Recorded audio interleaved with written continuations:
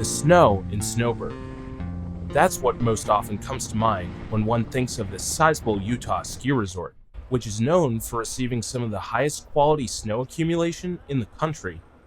Located in Utah's Little Cottonwood Canyon, Snowbird sits in a uniquely isolated pocket just a short drive away from Salt Lake City.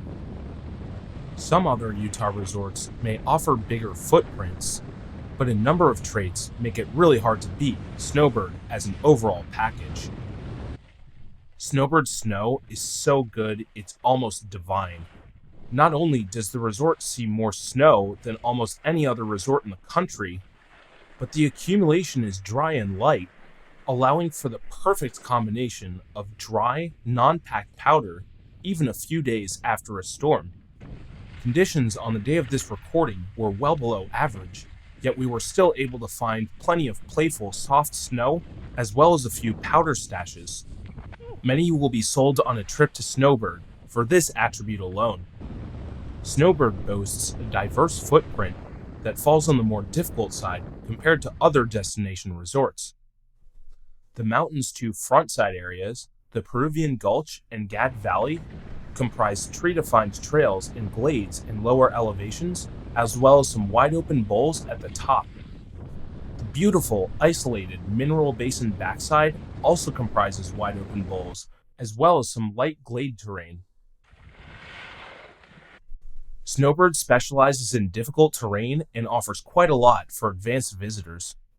A range of challenges exist throughout the mountain, and you won't be lacking for difficult terrain anywhere at the resort, with opportunities for steep moguls and drop-offs off essentially every lift. Lower mountain sections feature tight, steep glades, while high alpine areas are ripe for demanding, rock-riddled bowl skiing. Double black terrain at Snowbird is extremely high consequence, with near-perfect technical execution required to avoid catastrophe. Lines chiefly consist of chutes and cliffs off mountain ridges. The most infamous of these ridges is Snowbird's Cirque, which offers some of the most difficult lift service terrain in all of North America.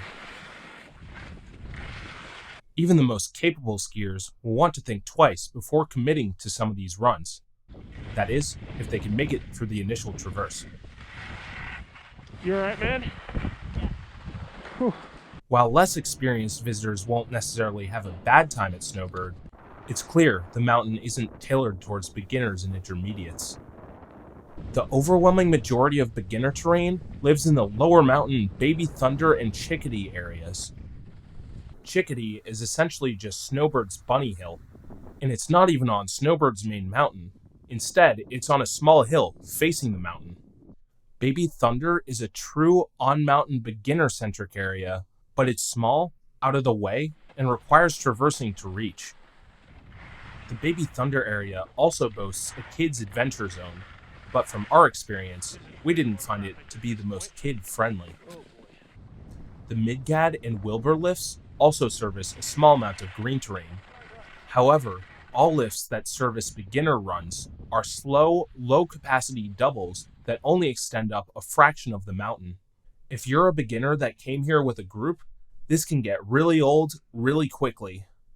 That being said, all of these areas do offer gentle, isolated terrain for those learning. Intermediate visitors will find blue runs off every lift at Snowbird, but with many of these trails, there's a big catch.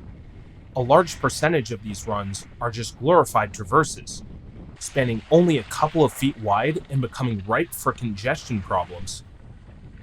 In certain cases, blue runs can go from being quite wide to very narrow in a matter of just a couple of feet. But if you stick to certain mountain areas, there is a good amount of quite enjoyable blue terrain. The Baldy area at Mineral Basin especially stands out, with low intermediate bowl terrain that's quite unique for a ski resort. Snowbird's lift infrastructure has improved substantially in recent years. With the exception of beginner terrain, the entire mountain can be accessed through high-speed lift service. Snowbird's aerial tram is an iconic feature of the resort, and it delivers quick, base-to-summit service over striking terrain. The tram isn't always practical to ride due to its long headways, but high-speed lift combinations from both the Peruvian and GAD bases provide the same access. But what really sets Snowbird apart from the pack is its one-of-a-kind ski tunnel. There's just nothing else like it anywhere else in North America. This 600-foot magic carpet through Hidden Peak starts at the top of the Peruvian lift and spits out at Mineral Basin, significantly expediting travel to the resort's back bowls and offering a unique through-mountain experience. But this innovative tunnel can't solve all of Snowbird's crowd flow problems. Lines build up at major junction points, especially on busy days.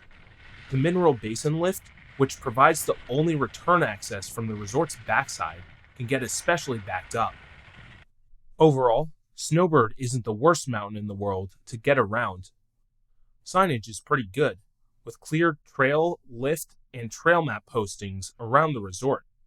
Getting between resort areas rarely takes more than 2 lift rides, and many lifts boast convenient safety bar mounted trail maps.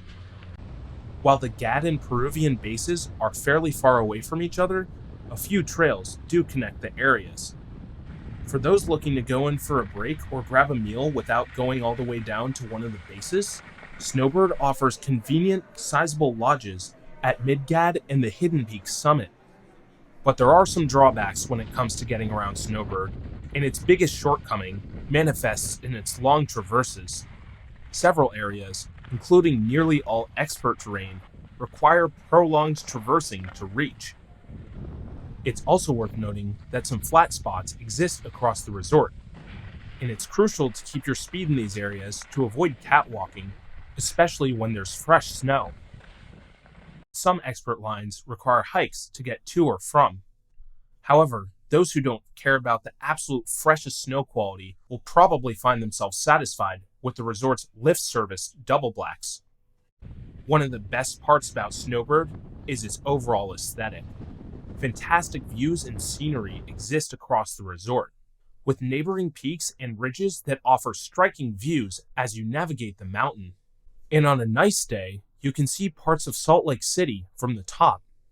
The one thing missing from Snowbird is a true feeling of isolation at the summit, given the imposing tram and the large, coldly designed summit lodge once you reach the peak. Snowbird's footprint is decently sized, and it should take a few days for most visitors to cover the entire mountain. But for those who want more, Snowbird offers direct lift access to and from the neighboring Alta ski resort through these gates right here.